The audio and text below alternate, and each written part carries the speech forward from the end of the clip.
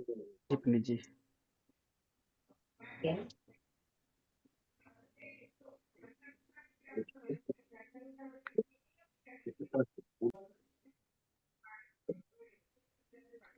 हाँ, आप चालू कीजिए पंडित जी। जी।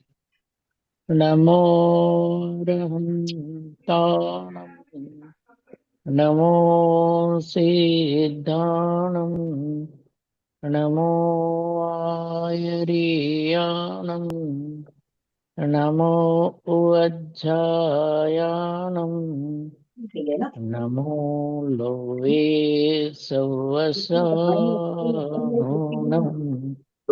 मंगलम भगवान वीरो मंगलम गौतमो गणी मंगलम कुंद कुंदार्यो जैन धर्मोस्तु मंगलम सर्वमंगल मांगल्यम सर्वकल्याणकारकम प्रधानम सर्वधर्माणां जैनं जयतु शासनं जैनं जयतु शासनम् वन्दे तु सर्वसिद्धे ध्रुवमचलमनोवमं गदिं पते ओछामि समयपाउड मेमो सुध केवली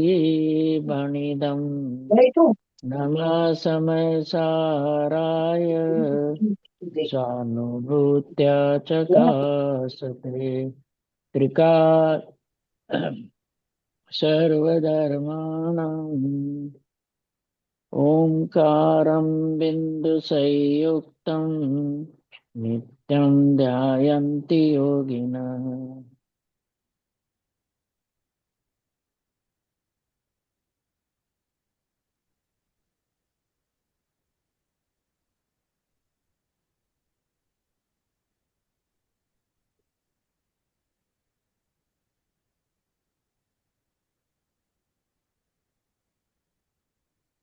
निर्लेप है आकाश से निज आत्म में ही विहरते जीवन न पर की आस से जिनके निकट सिंहादि पशु भी भूल जाते क्रूरता उन दिव्य गुरुओं की अहो कैसी अलौकिक शूरता त्रिकालवर्ती सर्व पंच परमेष्टि भगवंतों की जय हो। जय हो। त्रिकालवर्ती सर्व अकृत्रिम कृत्रिम चैत्य चैत्यालयों की जय हो। त्रिकालवर्तिनी नित्य बोधिनी द्वादशांगमयी जिनवाणी माता की जय हो।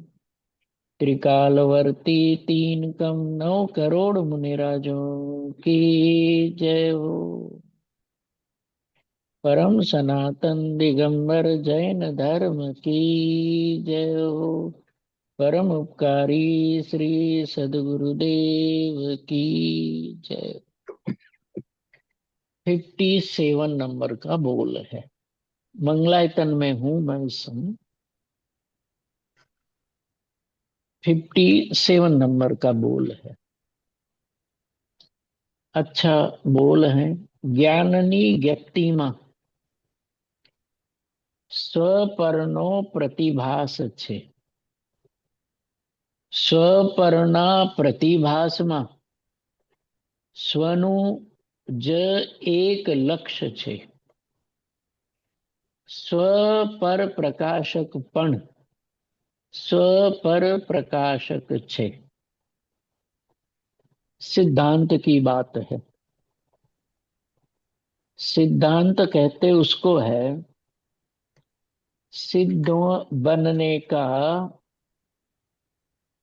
जो अंत मतलब रहस्य जिसमें छिपा हुआ है, या जिसका अनुसरण करने पर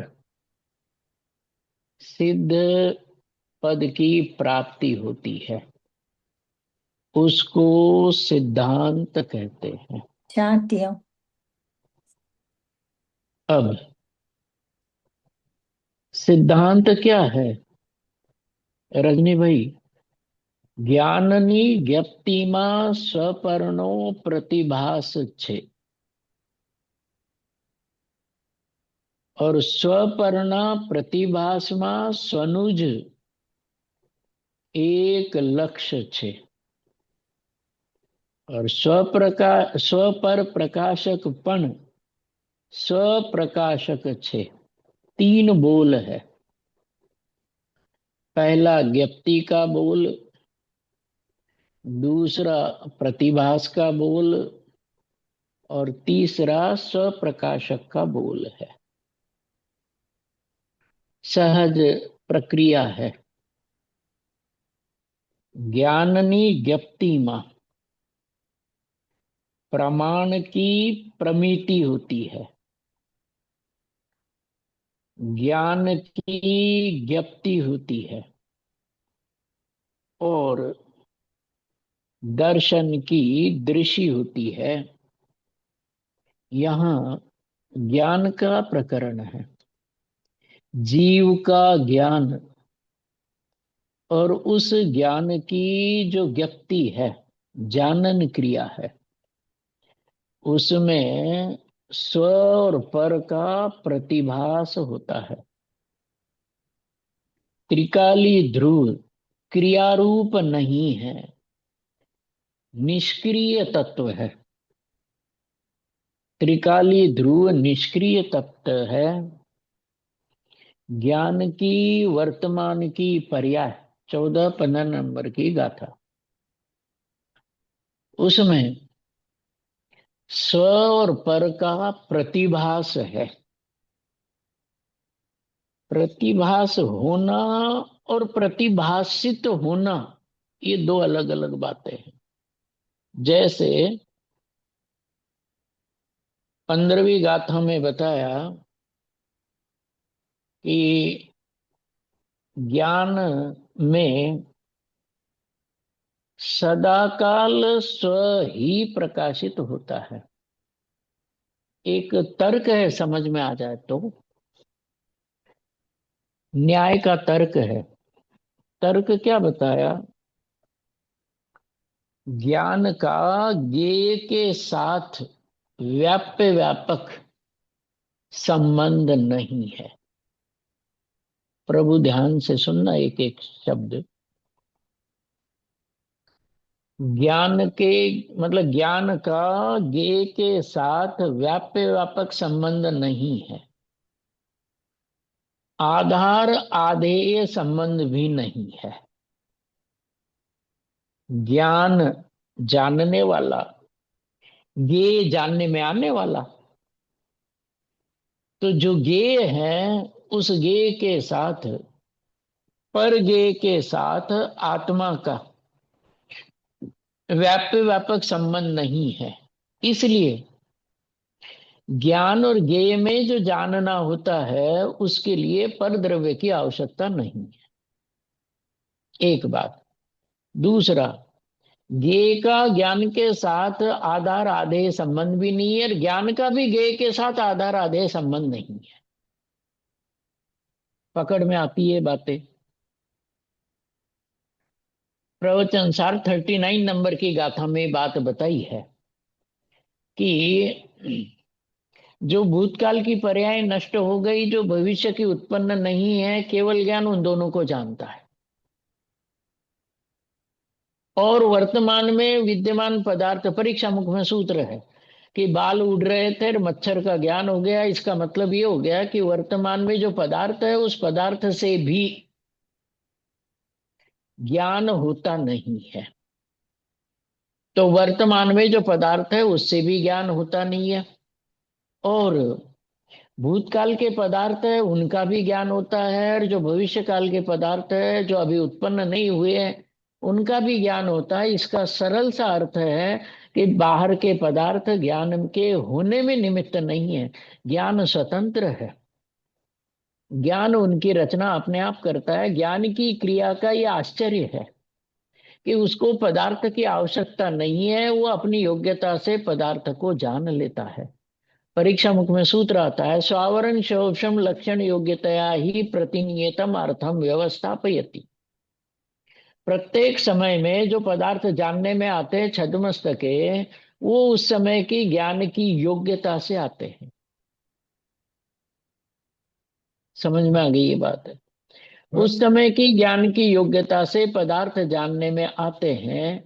ऐसी जो जानन जानन जानन ज्ञान की प्रक्रिया है, उस प्रक्रिया में आधार आदेय संबंध ज्ञायक के साथ होने से, व्याप्य व्यापक संबंध ज्ञान के साथ होने से, ज्ञायक के साथ होने से ज्ञायक ही ज्ञान में हर समय प्रतिभासित होता है। रजनी भाई, पकड़ में आ रही है ये बातें? हाँ जी, हाँ जी। फिर से महाराज जी, पूछता हूँ। एक एक हाँ प्रभु। हाँ, उसमें मुझे इसमें एक क्वेश्चन है कि आप इसको जो द्रव्यमन और भावमन, ये जो हम्म। दो रहते हैं, तो द्रव्यमन हम्म। जो पुद्गल है, जो शरीर बराबर। जो हार्ट की जगह पे रहता है, और हाँ जी। तो वो ये सब रील चलाता है कि पुरानी याद आ गई, ये हुआ वो हुआ, और भाव मन बराबर। अपने मिथ्यात्व के कारण उसमें जुड़ान कर लेता है कि उसने ऐसा कहा था पास्ट में, या तो ये हुआ वो हुआ। तो ये हम्म। सब जो भाव मन में प्रक्रिया चलती है मिथ्यात्व के निमित्त से, तो हम्म। इसमें ज्ञान की अपेक्षा कैसे लगानी, और हमें इसमें कैसे भेद विज्ञान करना, आप उस पर थोड़ा बताएं ज्यादा। प्रभु देखो, बात ये है, पुरानी बातें याद आती है, बराबर। हाँ जी। अब वो पुरानी बातें, यहाँ तो ज्ञान की प्रोसेस की बात है प्रभु। उसमें ये बताया कि जो पुरानी बातें आपको याद आ रही है, तो इसका मतलब क्या है कि आपने याद नहीं की, याद आ गई। और याद भी क्यों आती है और कुछ ही बातें क्यों याद आती है? दो बातें। ये हाँ एक जी। सरवार सिद्धि नाम की टीका है तत्वार सूत्र की, उसमें एक बहुत बड़ी बात बताई। वो निमित्त नैमित्तिक संबंध की अपेक्षा से समझना। जिस जीव के साता का उदय होता है उसको वो पुराने पाप के उदय की बातें, साता का उदय होता है उसको पुरानी पाप की बातें याद आती है। और जिसके साता का उदय होता है उसको पुरानी वो अच्छी बातें याद आती है। प्रभु ये बात पकड़ में आ गई? बराबर। हाँ जी। ये सर्वार सिद्धि पूज्यपाद आचार्य कहते और हैं कि जिस, इसमें हाँ। इसमें एक ही क्लैरिफिकेशन, ये जो याद आना कार्य हो रहा है, वो हम्म। द्रव्य मन का काम है कि भाव मन का? भाव मन का। भाव मन का। बराबर। और भाव मन जो है, भाव मन का ये स्वभाव नहीं है कि भूतकाल को ही याद करे, इसलिए द्रव्य मन को निमित्त कहा। यदि द्रव्य मन को निमित्त नहीं कहेंगे तो वो भाव मन का स्वभाव हो जाएगा। बराबर। यदि विकार, हाँ, यदि विकार में द्रव्य कर्म का निमित्त न कहे तो विकार जीव का स्वभाव हो जाएगा। बहुत पंडित खूबसूरत। समझ जी, में आ गई? आपने पहले एक सेंटेंस बोला, वो जरा रिपीट करिएगा वापस समझने के लिए। कौन सा प्रभु? कि कैसे विकार समझना अच्छा अच्छा अच्छा, जो ठीक अच्छी ठीक बात ठीक। समझनी है, मेमोरी। हाँ। हाँ, ये कहाँ से लिया गया वो पहले वो समझ लेना कि सरवार सिद्धि पूज्यपाद आचार्य की टीका है। वो कहते हैं कि वर्तमान में जिस जीव का असाता का उदय होता है उसको बुरी बुरी बुरी बुरी बातें याद आती है, पाप के उदय की बातें याद आती है। और वर्तमान में जिसके साता का उदय होता है वो जीव, अ, उस जीव को पूर्व की अच्छी अच्छी बातें याद आती है, जिससे उसका मन प्रसन्न हो जाए, साता का उदय उसका चलता रहे। बात समझ में आ गई? असल में प्रभु सिद्धांत तो याद रखना है कि न मैं हाँ जी, साता हूं न असाता हूं, मैं तो ज्ञाता हूं। बहुत सुंदर। तो उसमें न, दोनों टाइप हाँ। की जो भी अच्छी यादें आई या तो पुरानी, आई मीन बुरी यादें आई, दोनों में बराबर। वो यादें से तो कुछ प्रॉब्लम नहीं होगा, पर वो उसमें जुड़ान हो जाएगा कि मेरे साथ ऐसा हुआ था या तो इसने ऐसा कहा था। वो जो जुड़ान की याद आने के बाद वो जो होता है, तो वो वो हम्म, उसके कारण उसको साता असाता या तो सुख दुख का अनुभव होता है। राइट। बराबर। कैसे? कि जिस जीव के असाता का उदय है और उस असाता के उदय में उसको पाप की बातें याद आ गई, और पाप की बातें याद आने के बाद वो जीव दुखी होता है, तो उसको कार्य होने के बाद आरोप आता है। देखो, सिद्धांत तो दो बराबर। तीन है। बराबर। उपादान पर आरोप नहीं आता है, आरोप तो निमित्त पर ही आता है। हाँ जी। समझ में आ गई बात? हाँ जी। और दूसरा पॉइंट, आरोप तभी आता है जब कार्य होता है। बराबर है। और तीसरा तीसरा पॉइंट, अनुकूल पर ही आरोप आता है, जो अनुकूल न हो उस पर आरोप नहीं आता। बराबर है। तीन पॉइंट याद हो गए। हाँ जी। निमित्त के तीन पॉइंट कौन कौन से? पहला तो ये कि निमित्त पे ही आरोप उपादान आता पर है। हाँ। हाँ, उपादान पर आरोप नहीं आता है, आरोप तो निमित्त पर आता है। एक बात। दूसरी बात, जो आरोप आता है वो तभी आता है जब कार्य हो जाए। और तीसरा पॉइंट ये है कि अनुकूल पर ही आरोप आता है। तीनों पॉइंट है, इसमें ज्यादा खुलासा करने की आवश्यकता नहीं, सभी सादे ही जीव है, लेकिन तीनों पॉइंट समझ में आ गए। हाँ जी। तो आपने कहा ना कि जुड़ान करें और जीव दुखी हो तो पुरानी बातों पर आरोप आ जाए। और ज्ञानी जीव है, ज्ञानी जीव भी असाता को भी गेय बनाता है और साता को भी गेय बनाता है। असाता में दुखी नहीं होता, साता में प्रसन्न नहीं होता। और साता और असाता को गेय बना करके अपने गायक का लक्ष्य करता है, तो वहां आरोप भी नहीं आता, न सुखी होता है न दुखी होता है। बहुत अच्छा। तो आरोप आने पर, है ना, आरोप होने पर कार्य होता है ऐसा नहीं है। यदि कार्य होता है तो आरोप होता है। वास्तव में समझ में आ गई, हाँ जी। है ना? तो आज स्वामी जी के प्रवचन में तो ऐसी बात आई थी कि खरे कर तो निश्चय भी स्वतंत्र है और व्यवहार भी स्वतंत्र है, निश्चय से शुद्ध कहना ये भी निश्चय के पर आरोप खोटा है। प्रकरण क्या था? 116 से 120 नंबर की गाथाएं चल रही थी प्रवचन में। उसमें स्वामी जी कहते हैं कि त्रिकाली ध्रुव परम शुद्ध निश्चय नय से शुद्ध है। अब ये परम शुद्ध निश्चय नय पर आरोप करना भी ये वैसा ही है, क्योंकि वो त्रिकाली शुद्ध तो अपने आप में शुद्ध है, और निश्चय नय के कारण से शुद्ध है ऐसा भी नहीं। प्रभु पकड़ में आ गई बात? थोड़ी गंभीरता है इसमें। हाँ जी। कि स्वामी, हाँ, स्वामी जी ये कहना चाहते हैं कि सारे ही निश्चय नय पर भी आरोप ही करते हैं, वास्तव में द्रव्य तो अपने आप से शुद्ध है। द्रव्य तो अपने आप से शुद्ध है, ऐसा स्वामी जी का कहना था। बात यह है, तीन पॉइंट तो निमित्त के याद रखना चाहिए जब भी कोई बात होती है तब। हम्म। कार्य होता है ना, तो निमित्त पर आरोप आता है, उपादान पर आरोप नहीं आता, क्योंकि उपादान तो स्वयं ही कार्य रूप में परिणमित होता है। बराबर है। और बराबर। कार्य हो तो आरोप हो, दूसरी बात। और तीसरी बात यह है कि जो अनुकूल हो, पदार्थ तो बहुत सारे होते हैं, जो अनुकूल हो उस पर आरोप आता है, जो अनुकूल न हो उस पर आरोप नहीं आता। प्रभु पकड़ में आ गई बात? ये हाँ जी। तीन पॉइंट है। अब ये जो भाव मन और द्रव्य मन है, तो द्रव्य मन पर आरोप कब आएगा?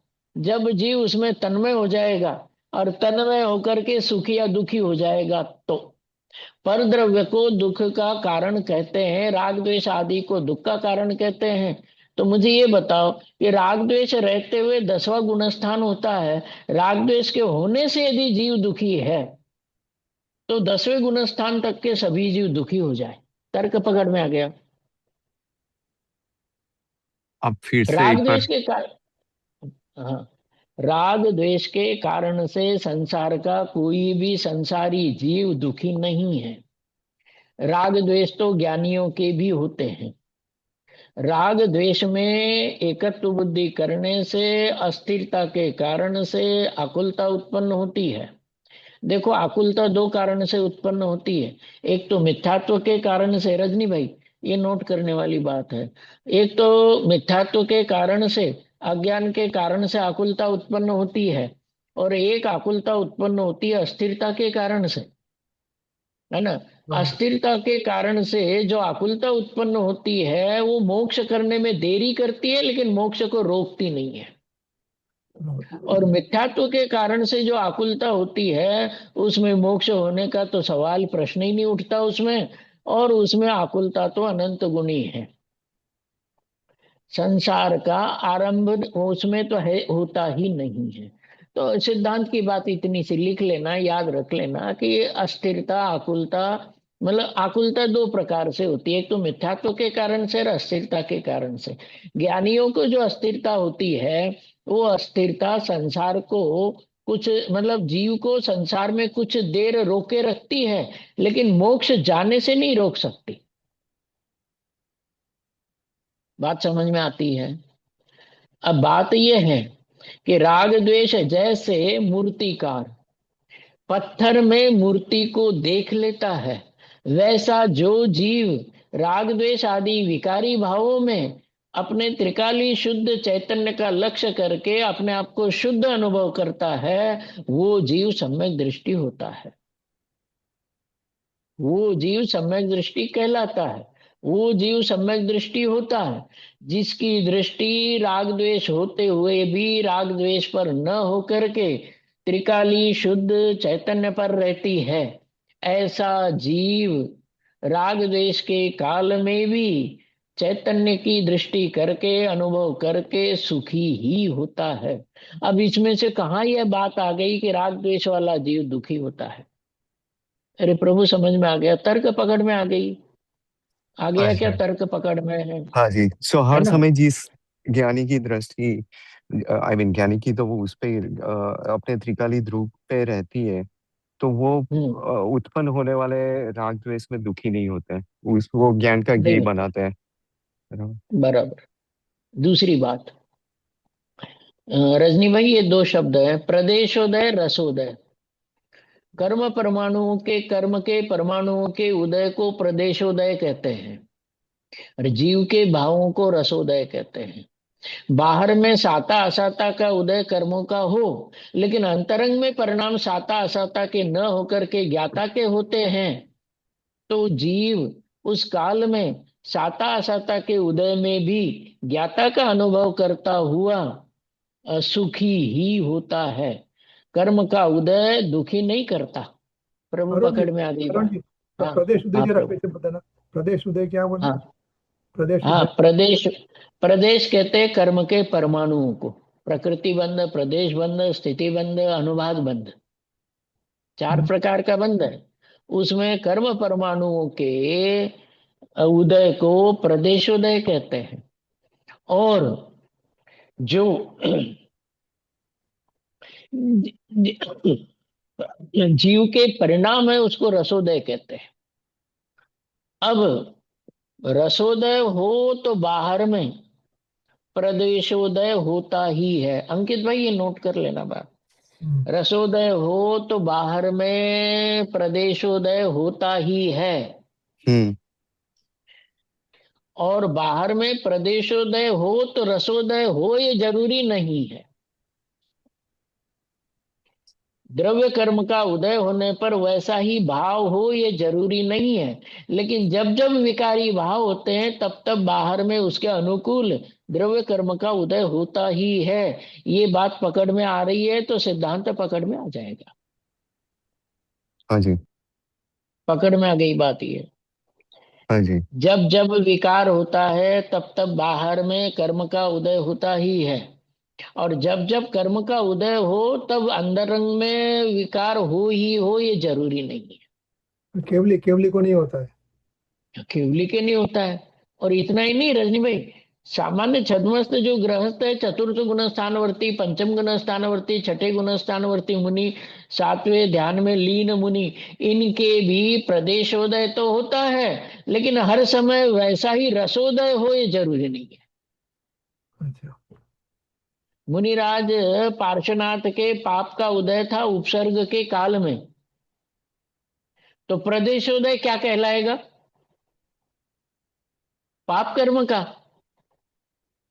और उस समय मुनि पार्श्वनाथ के पाप कर्म का तो उदय था, लेकिन पाप भाव नहीं था, तो भाव तो रसोदय कहलाता है। तो बराबर। बाहर में प्रदेश प्रदेश का उदय तो है, प्रदेशोदय तो है, लेकिन बराबर। रसोदय नहीं।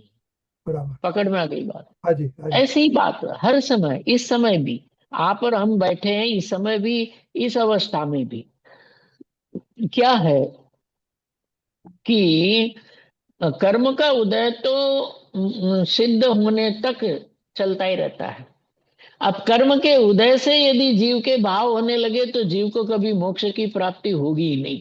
इसलिए स्वामी जी ये कहते हैं कि जीव अपनी कमजोरी को लेकर के विकार रूप परिणमन करता है। जब विकार उत्पन्न होते हैं तब कर्मों पर आरोप आता है, लेकिन विकार हो या कर्म के उदय में ये जरूरी नहीं है। जीव के स्वयं ही विकार रूप परिणमन पाया जाता है, तब जाकर के कर्म पर आरोप आता है। इस समय भी इस समय भी कर्म का उदय चल रहा है, और यदि ये जीव पुरुषार्थ करे तो कर्म के उदय को ज्ञेय जाने और अपने आप को ज्ञायक जाने, ज्ञायक पर लक्ष्य करे, ज्ञायक का ही अनुभव करे, तो कर्म का उदय तो चल रहा है। लक्ष्य लक्ष्य प्रभु पर पकड़ सब में आ गई। हाँ लक्ष्य प्रभु, लक्ष्य। हाँ, लक्ष्य लक्ष्य लक्ष्य स्वका है, लक्ष्य। बिल्कुल स्वका है ना। जिसका लक्ष्य होता है उसी का ध्यान होता है, जिसका लक्ष्य होता है उसी की अनुभूति होती है। जिस काल में कर्म का उदय है उस काल में कर्म का उदय का लक्ष्य नहीं है, और अंतरंग में त्रिकाली ध्रुव का लक्ष्य है, तो उस जीव को अनुभूति त्रिकाली ध्रुव की होती है, कर्म के उदय की नहीं। और वर्तमान में भूमिका के अनुसार जितना विकार है, उस विकार पर भी लक्ष्य नहीं होने से उस विकार की अनुभूति भी नहीं होती, ज्ञान भी नहीं होता, विकार अबुद्धि पूर्वक बना रहता है। बराबर। विकार जो है वो अबुद्धि पूर्वक बना रहता है। अब ये स्वामी जी के निमित्त से प्रसिद्ध हो गई ये प्रोसेस कि विकार के काल में भी विकार का लक्ष्य न करे। यह जीव विकार से दृष्टि हटा करके द्रव्य कर्म भाव कर्म से रहित मैं त्रिकाली ध्रुव शुद्ध चैतन्य आत्मा हूं, ऐसा अनुभव करे तो इस जीव को विकार के काल में विकार की नहीं बल्कि अपने त्रिकाली शुद्ध चैतन्य की अनुभूति हो सकती है, ज्ञानियों को हुआ करती है।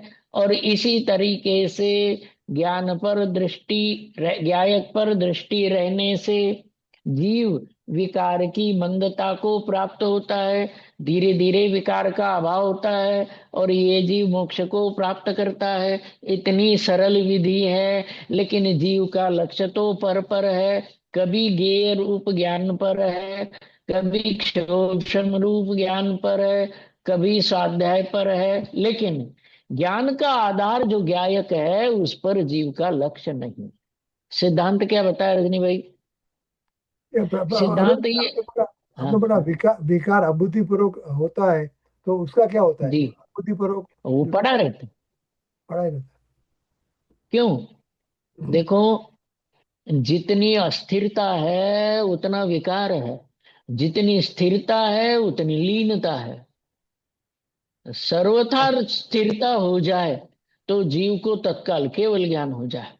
जितनी केवल ज्ञान के लिए स्थिरता चाहिए, दृढ़ता चाहिए, उतनी नहीं है।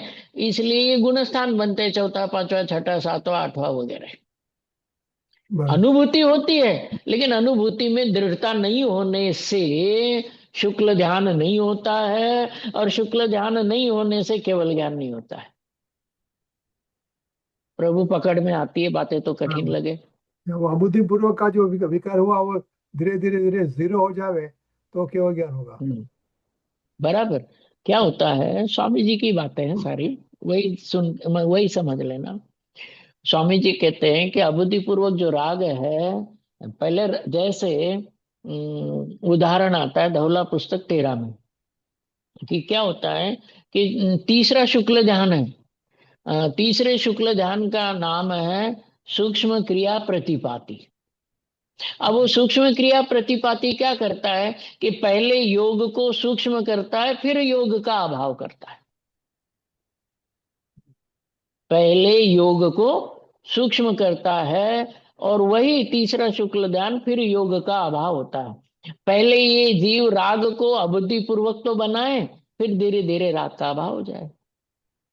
और राग अबुद्धि पूर्वक कब होता है कि जब जीव का लक्ष्य राग पर न रहे, जीव की बुद्धि, जीव का ज्ञान राग पर न रहे, त्रिकाली ध्रुव शुद्ध चैतन्य पर चला जाए, तो वही विद्यमान अस्थिरता का राग अबुद्धि पूर्वक हो जाता है। बात समझ में आ गई? बराबर।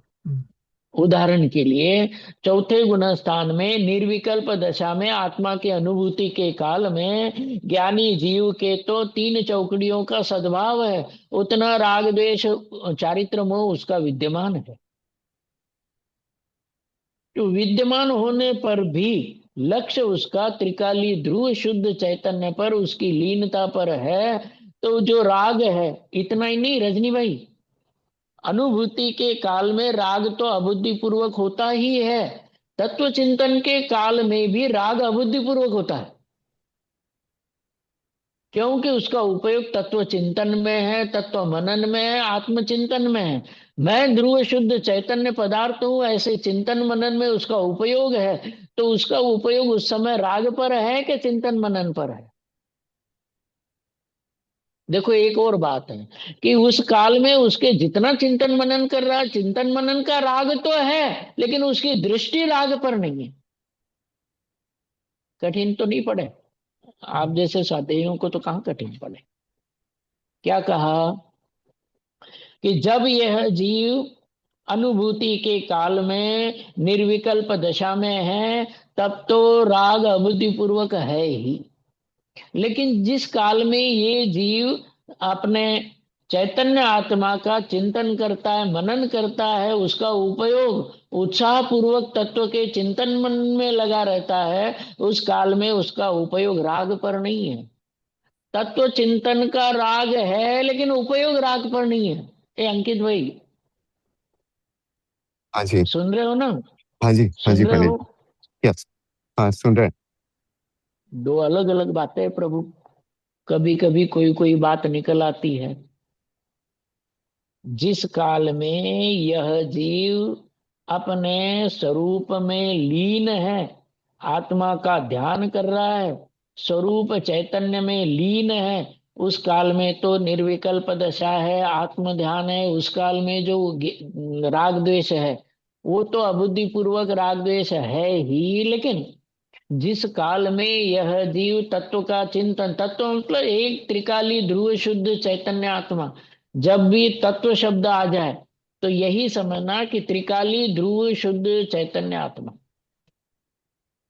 जब यह जीव अपने चैतन्य स्वरूप का विचार करता है, चिंतन करता है, मनन करता है, क्योंकि उस जीव को अतीन्द्रिय आनंद का स्वाद आ चुका है, इसलिए उस स्वाद के कारण से वो जीव अपने त्रिकाली शुद्ध चैतन्य का ही चिंतन मनन करना चाहता है, और शक्ति के अनुसार करता रहता है। जिस काल में तत्व चिंतन मनन करता है, उस काल में उस जीव का उपयोग त्रिकाली ध्रुव पर नहीं है, राग पर भी नहीं है। तत्व का चिंतन मनन करता है, तत्व ज्ञान करता है। उस काल में उस जीव के तत्व ज्ञान का तो राग है, लेकिन राग पर दृष्टि नहीं है। दूसरी भाषा में ऐसा कह सकते हैं कि आत्मचिंतन के काल में जीव को राग का राग नहीं है, लेकिन आत्मा का राग है, आत्मा के चिंतन का राग है, आत्मा के मनन का राग है। प्रभु पकड़ में आ रही है बात? कभी कभी जैसा विषय निकले वैसी बात है ये। समझ में आ गई? आप ये बताओ कि जब ये जीव तत्व चिंतन मनन करता है, अपने आप को शुद्ध चैतन्य ज्ञायक भगवान आत्मा ही चिंतन मनन में लेता है कि मैं तो यही हूँ, ऐसा ही हूँ, अनादि अनंत एक रूप हूँ, सुख का पिंड हूँ, आनंद का कंद हूँ, ऐसा जो लक्ष्य में लेकर के चिंतन मनन करता है, उस काल में निर्विकल्प दशा नहीं है। राग है, पर लेकिन राग पर भी दृष्टि नहीं है। राग है उस जीव, राग है, लेकिन बुद्धि पूर्वक राग तो तत्व चिंतन मनन का है। समझ में आ गई बात? रुको, हाँ पंडित जी, एक प्रश्न है, मैं जी निमिता बोल रही हूँ। जी जी जी जी। हाँ, जब भी हाँ हाँ निर्विकल्प भाई। अनुभूति हो रही है, तभी जी बाहर का कुछ ज्ञान नहीं होता है ना। लाइक गजेश कुमार के माथे पे सगड़ी डाली, तो वो सगड़ी की आग का उनको पता नहीं चलता है ना। बराबर, बिल्कुल बराबर। बराबर है। परमाणु बम भी फट जाए तो भी उसको बाहर का ज्ञान नहीं होता है, क्योंकि 144वें में गाथा में कहा है, टीका में, हम्म, कि इंद्रियों का जो जितना भी व्यापार है वो सब समाप्त हो गया। हो गया, दूसरी बराबर बात, बराबर। दूसरी बात, रहस्यपूर्ण चिट्ठी टोडरमल जी ये लिखते हैं कि तत्व चिंतन के काल में भी जीव तत्व चिंतन के साथ इतना एकाग्र होता है, इतना तन्मय होता है कि उसको शुद्ध चैतन्य आत्मा के चिंतन मनन के कारण से, अंदर से आत्मा के प्रति रस जागृत होने के कारण से, आत्मा के प्रति प्रीति होने से, तत्व चिंत आत्मा के चिंतन मनन के काल में उस जीव को आह्लाद उत्पन्न होता है। बहन, आह्लाद शब्द अंडरलाइन करना। बराबर है, बराबर है, सच बात है ये। उसको आह्लाद उत्पन्न होता है। और मुझे ये कहना है यहाँ पर अनिमिता बेन के हिसाब से कि उस आह्लाद तभी उत्पन्न होता है जब बाहर पर लक्ष्य न हो। बराबर है, बराबर है। निमिता बेन, पकड़ में आ गई बात? रजनी मेरी भाई, पकड़ में बात ऐसा ही पकड़ में होता आ है। गई? हाँ जी, ऐसा हाँ ही जी। होता है जब करते हैं तब। हम्म। मुझे ये कहना है कि अनुभूति के काल में सिगड़ी पर उपयोग नहीं रहता है, लेकिन जब वो आत्मा का चिंतन मनन करते हैं, उसी में उनको आह्लाद उत्पन्न होता है, उस काल में भी सिगड़ी पर उपयोग नहीं रहता है। वो गजकुमार का उदाहरण बहन ने बताया ना। हाँ हाँ हाँ, बराबर। समझ में आ गया? समझ में आ जब गया। जी, हाँ, दोनों बातें निर्विकल्प, आपने निर्विकल्प दशा वाली बात बताई, मुझे हम्म, दूसरी बात बतानी थी। समझ में आ गई बात? हाँ हाँ। दोबारा दोबारा दोबारा, कि निर्विकल्प के काल में जीव को उपयोग तो त्रिकाली स्वरूप में एकाग्र है, और सविकल्प दशा में जब ये जीव त्रिकाली ध्रुव शुद्ध चैतन्य का चिंतन मनन करता है, उस काल में उसका उपयोग आत्मा के चिंतन मनन में एकाग्र है, और दोनों ही दशाओं में उसका उपयोग अपने स्वरूप की ओर है। इसलिए बाहर में सिगड़ी जल रही कि ये हो रहा उनको नहीं पता है। बहन, हम्म, तर्क बताऊं आपको? तर्क, तर्क है, तर्क बताऊं? हाँ बताओ बताओ। यदि वो सुकौशल, अपने, हाँ, एक सुकौशल बात, मुनि को भी 3 दिन तक वो वागर ने मांस निकाला, फिर भी वो तो अपने ध्यान में ही बैठे थे। लेकिन वो ध्यान तो अंतर्मुहूर्त का होता है, बाद में तो वापस सविकल्प में आते ही है ना वो भी। बराबर, पकड़ में आ गई बात आपके? हाँ, तो आपने ये अब मैं, बोला बराबर है, फिर भी उनका चिंतन तो वहां ही चलता है, तो वो ध्यान नहीं रहता है। हम्म, दुखी हैं कि सुखी हैं? वो तो फिर भी सुखी है। किस बल पर? अनुभूति के कारण से भी सुखी हैं, और आत्मा के अनुभूति के कारण से तो सुखी है ही, आत्मा के चिंतन मनन के कारण से भी सुखी है। सुखी है, बराबर है, बराबर। अभी अभी समझ में आ गया ये, बहुत हम्म समझ में आ गया। हम्म। हम्म। तो आज का मतलब इस तरह का ही टॉपिक था जो अपन चर्चा कर रहे थे अभी, हाँ, कि इसलिए मैंने आत्मा के, पूछा। हाँ, आत्मा के अनुभूति के काल में जीव का उपयोग आत्मा पर है, आत्मा में लीन है, उस काल में जो राग द्वेष विद्यमान, सर्वथा तो अभाव नहीं हुआ ना रजनी भाई। सर्वथा अभाव हो जाए राग द्वेष का तो केवल ज्ञान हो जाए। बराबर। चौथे पांचवें छठे सातवें गुण स्थान में राग विद्यमान है, राग पाया जाता है। राग होने पर भी वो जो राग है उस पर उस जीव की बुद्धि अर्थात उपयोग नहीं होने से उस राग को अबुद्धि पूर्वक राग कहते हैं। राग है, अबुद्धि पूर्वक है। अनुभूति के काल में अबुद्धि पूर्वक राग तो होता ही है, तत्व चिंतन के काल में भी राग राग में रहता है। वहां जीव का उपयोग न होने से वो राग भी अबुद्धि पूर्वक ही कहलाता है। प्रभु रजनी भाई समझ में आ गई बात? आपने पूछा ना प्रश्न, लक्ष्य हाँ वाली जी। बात थी कि त्रिकाली गायक ध्रुव चैतन्य आत्मा पर। हाँ प्रभु। नहीं नहीं, आप बता दीजिए, आप जो बता रहे हैं, सॉरी। नहीं वही रिपीट कर रहा था, बताइए आप।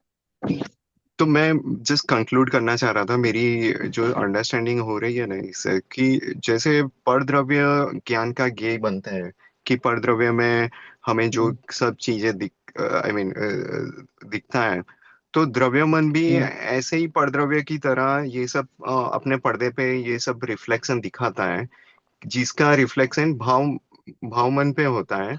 पर जब हम्म। ये अज्ञान दशा में वो उसमें जुड़ जाता है तो उससे राग द्वेष नए पैदा करता है, जबकि ज्ञानी वो उसको ज्ञान का ज्ञेय बनाता है।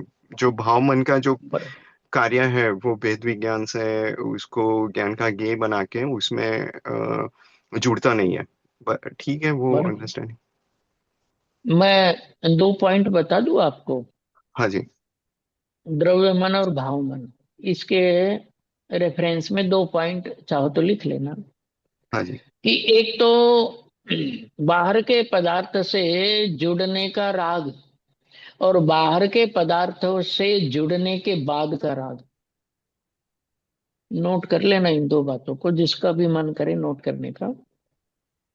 राग दो प्रकार का, जुड़ने का राग और जुड़ने के बाद उत्पन्न हुआ राग। प्रभु पकड़ में आ गई बात। हाँ जी। सबसे पहले जीव को जुड़ने का राग उत्पन्न होता है।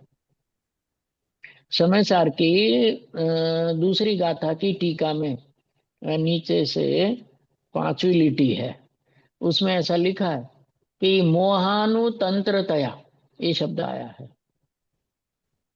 तो मोहानुतंत्रतया का मतलब, उसका भाव यहां समझना पहले, कि पहले जीव को परद्रव्य से जुड़ने का राग होता है, उसके बाद जुड़ने के बाद राग उत्पन्न होता है।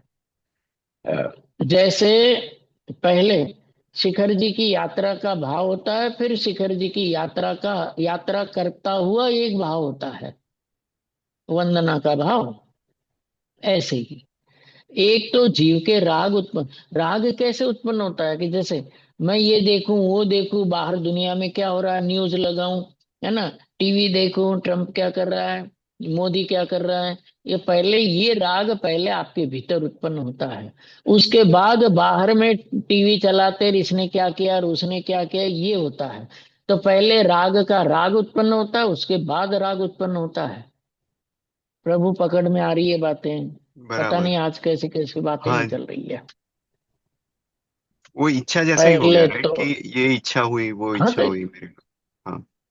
हाँ, उसको आप किसी भी एंगल से समझ लीजिए, इच्छा के, मोह के, राग के। बराबर। लेकिन पहले, सबसे पहले जीव के अंदर में ऐसा भाव उत्पन्न होता है। असल में देखो, राग को नष्ट करने का प्रयत्न करना कोई बेकार की बात है।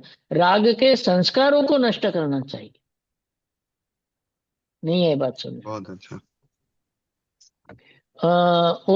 गोमट कर्मकांड गाथा 46, उसकी टीका है केशव वर्णी जी की। उसमें उन्होंने लिखा है कि कर्म उदया भावे अपि, है ना, उदया भावे अपि संस्कार वासनम। क्या लिखा है? उदया भावे अपि संस्कार वासनम। कर्म के उदय के अभाव में भी जो जीव के भीतर, अज्ञानी के भीतर राग द्वेष के संस्कार पड़े हुए हैं, ज्ञानी के भीतर आत्मानुभूति के कारण से आत्मा के संस्कार पड़े हुए हैं।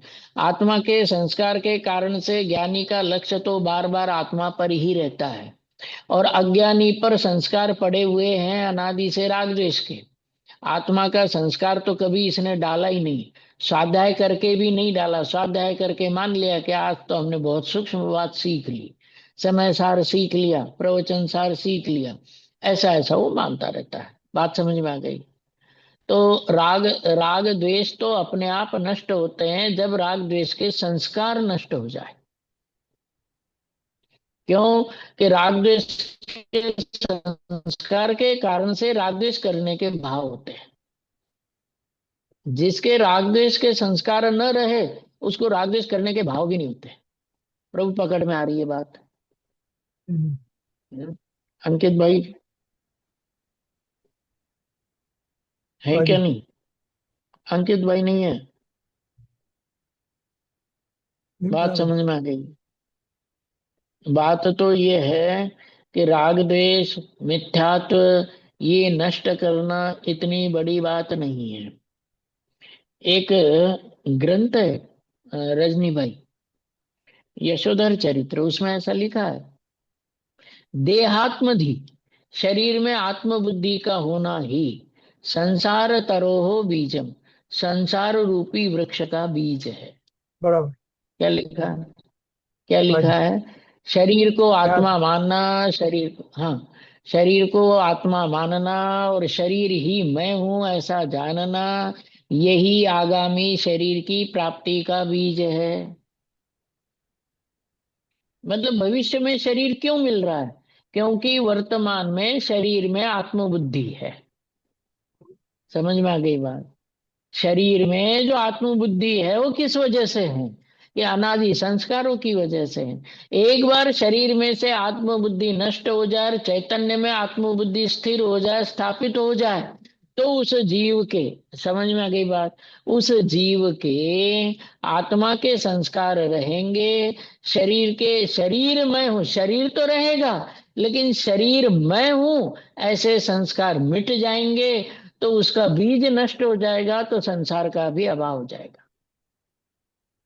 बराबर। समझ में आ गई बात? हाँ जी।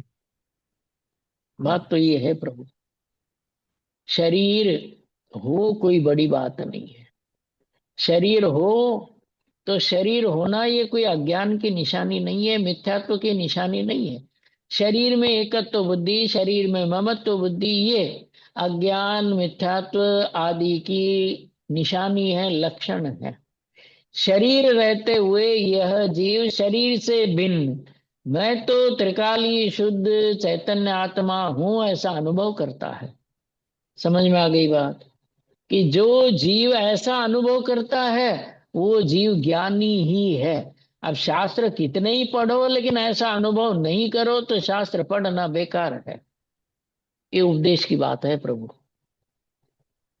समय सार 19 बार पढ़ो, 38 बार पढ़ो, दूसरों को प्रवचन करके समझा दो, लेकिन अंतरंग से त्रिकाली ध्रुव शुद्ध चैतन्य मैं हूं ऐसा प्रतिभास न हो, ऐसी अनुभूति न हो, तो कितनी बार समय सार पढ़ने से सम्यक दर्शन हो जाएगा? कितनी सूक्ष्म बातें जानने से सम्यक दर्शन हो जाएगा कि भैया ये सब व्यर्थ के प्रपंच है। समाधि तंत्र स्वामी जी याद करते ना, समाधि तंत्र में 52 नंबर का वो गाथा है वहां की। उसमें तो ऐसा लिखा है कि दूसरों को समझाना, दूसरों को ये बताना कि मैंने ये पढ़ लिया, इतना पढ़ लिया, ये कर लिया, ये सब पागलपन है। दूसरों को समझाना तत्व ज्ञान की बात है, लौकिक कषायों की बात तो है ही नहीं। समझ में आ गई बात है बराबर। कि ये तो दूसरों को समझाने का क्या है? जैन धर्म तो स्वरूप को जान करके, स्वरूप का निर्णय करके, स्वरूप का पक्का करके, स्वरूप का अनुभव करने की बात है। कोई जाने तो जाने, नहीं जाने तो न जाने। लोगों के जानने से मेरे सुख दुख का कोई लेना देना नहीं है। अपने को मैं जानूं तो सुखी हूं, और पर को अपना जानूं तो मैं दुखी हूं। बात समझ में आ रही है? हाँ जी। अपने को मैं जानूं तो सुखी हूं, और पर को मैं अपना जानूं तो दुखी हूं। अब दुनिया मुझे जाने न जाने क्या फर्क पड़ता है। जिनकी प्रसिद्धि 6 खंड में थी, ऐसे चक्रवर्ती भी नरक गए। कोई पड़ोसी जाने तो जाने, नहीं जाने तो मुझे क्या लेना देना। बात बराबर है। बराबर। शुभम चक्रवर्ती, ब्रह्मदत्त चक्रवर्ती, आजकल दुनिया इतनी मर रही है, मतलब परेशान है कि लोग मुझे जाने, लोग मुझे जाने, लोग मुझे जाने। अरे क्या लेना देना। 6 खंड में जिनका राज था, 6 खंड के लोग उस काल में, चौथे काल में, वो जानते थे कि हमारा, उनकी बुद्धि भी विशेष होती थी कि हमारा राजा चक्रवर्ती तो भरत है, हमारा राजा चक्रवर्ती तो ब्रह्मदत्त है, हमारा राजा चक्रवर्ती तो शुभम है। ऐसे ब्रह्मदत्त शुभम चक्रवर्ती, जिनको 6 खंड राजा के तरह जानते थे, स्वामी जी तो कहते हैं शरीर छूट गया, अगले समय में 7वें नरक चला गया। क्या पड़ा है। मतलब दुनिया की वृत्ति कैसे। अनुभूति के लिए तो त्रिकाली शुद्ध चैतन्य का लक्ष्य होना चाहिए। आप कितने शास्त्रों को जानते हो, उससे कोई फर्क नहीं पड़ता। 9वां अधिकार मोक्ष और प्रकाशक, पेज नंबर भूल गया, टोडरमल जी ऐसा लिखते हैं कि तिर्यंच को 7 तत्वों के नाम भी पता नहीं होते हैं। बताओ कितना सा ज्ञान चाहिए। तिर्यंच को 7 तत्वों के ज्ञान, मतलब 7 तत्वों के नाम नहीं पता। तो उन्होंने, टोडरमल जी ने उदाहरण जो ऐसा दिया है, रजनी भाई, वो कहते हैं कि जैसे मेरे पास का तिर्यंच मुझसे भिन्न है, वैसे ही ये मेरा शरीर भी मुझसे भिन्न है। ऐसा जान करके अपने चैतन्य का अनुभव कर लेता है। तत्वों के नाम नहीं जानता, लेकिन उसको तत्व का भाव भाषण होता है। ऐसा ज्ञान होना चाहिए स्वाध्याय में। अब आज एक गाथा पढ़ लिया, आज एक बोल पढ़ लिया, अगली बार दूसरा बोल पढ़ लिया, ये कहानी चलती रहेगी, आयु समाप्त हो जाएगा, अनुभूति नहीं होगी, संसार में रखड़ता रहेगा।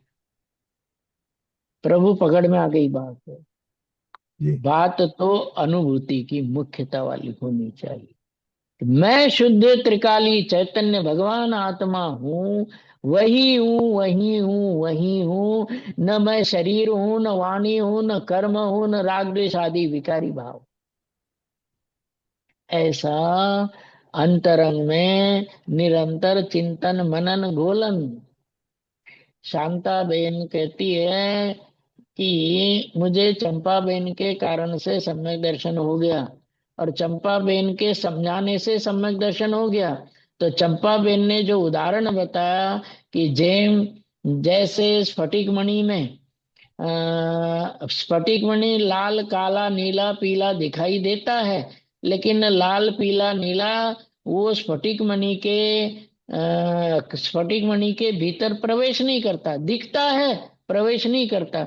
वैसा ही राग द्वेष आदि विकारी भाव वर्तमान में भी और अनादि से भी आत्मा में होते हैं। उसके कारण से आत्मा रागी द्वेषी दिखाई देता है। लेकिन राग द्वेष दिखाई देना ये ज्ञान का विषय है, लेकिन अनुभव कैसा करना कि राग द्वेष होते हुए भी मैं तो राग द्वेष से भिन्न हूँ, निर्विकारी शुद्ध चैतन्य हूँ, ऐसा अनुभव करना, ऐसा भेद ज्ञान करना, यही वास्तव में परम स्वाध्याय है।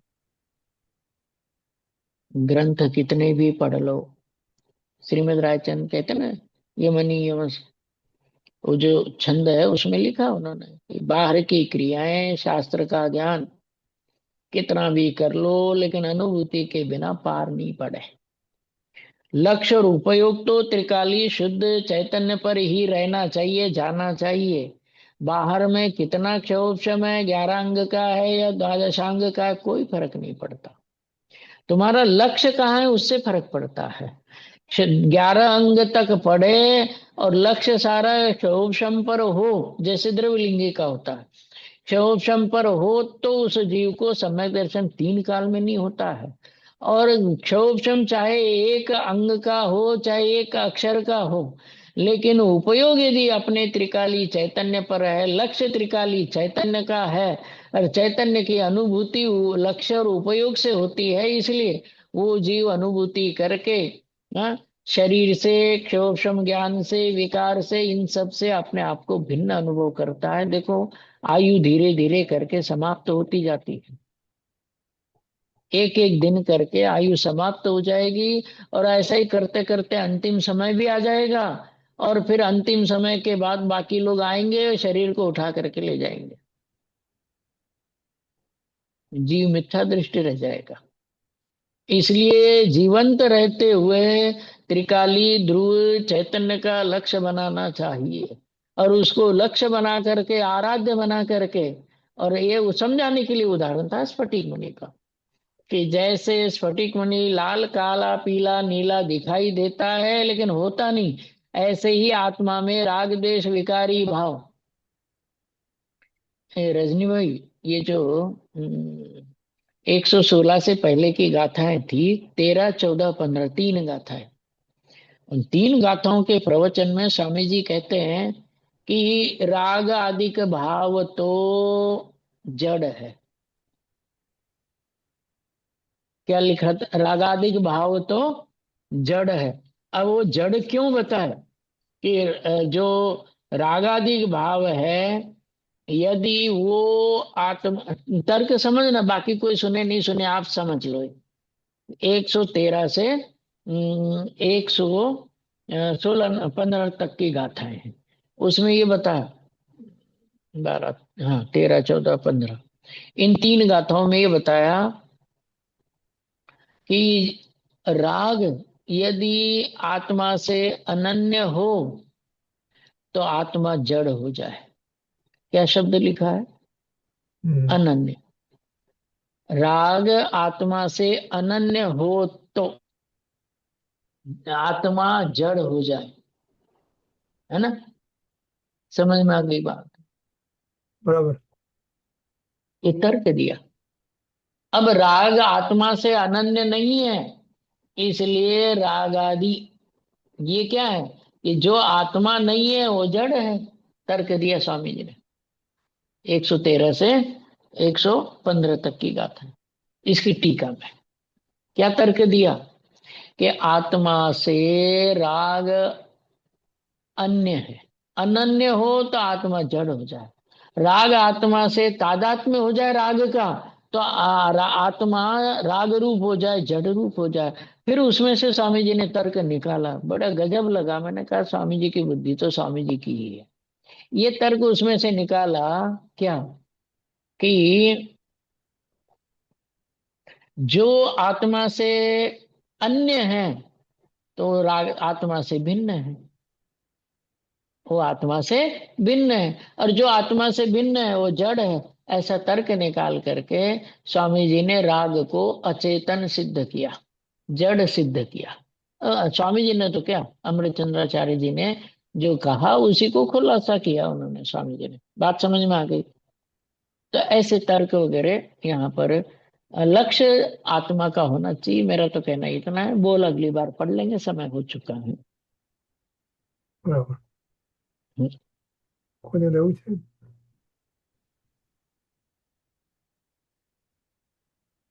ભાઈ કોઈ हाँ रचना अंकल, आप ले लो स्तुति, जिनवाणी स्तुति।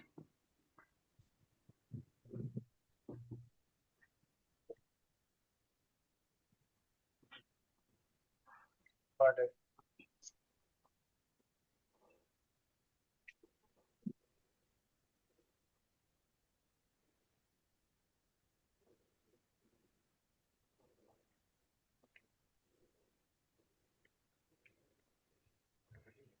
કોણ લઈ રહ્યું છે જીનવાણી સ્તુતિ?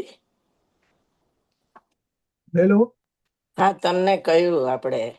હાજી, ઓકે ઓકે. હમ. चैतन्य में ही मग्न हो, चैतन्य दर्शाते हो, निर्दोष श्री सर्वज्ञ प्रभुवर, जगत साक्षी हो विभो। तव दिव्य ध्वनि में दिव्य आत्मिक भाव उद्घोषित हुए, गणधर गुरु कामनाय में शुभ शास्त्र तब निर्मित हुए। निर्ग्रंथ गुरु के ग्रंथ ये नित प्रेरणा ये दे रहे। निज भाव अरु पर भाव का शुभ भेद ज्ञान जगा रहे। इस दुष्म भीषण काल में जिन देव का हो जब विरह, तब मात सम उपकार करते शास्त्र ही आधार है। तब मात सम उपकार करते शास्त्र ही आधार है। जावाणी के ज्ञान ते सुझे लोकालोक, सोवाणी मस्तक चढ़ू सदा देत हूँ डोक। बोलो जिनवाणी मात नो जय हो। जय हो। जय हो। जय हो। जय हो। जय जिनेंद्र। जय हो। जय जिनेंद्र प्रभु। जय जय जिनेंद्र। नारायण प्रभु। बधाने सादर जय जिनेंद्र। बधाने सादर जय जय जिनेंद्र। जिनेंद्र। जय जय जय जिनेंद्र। चलो जय जय। जय जय।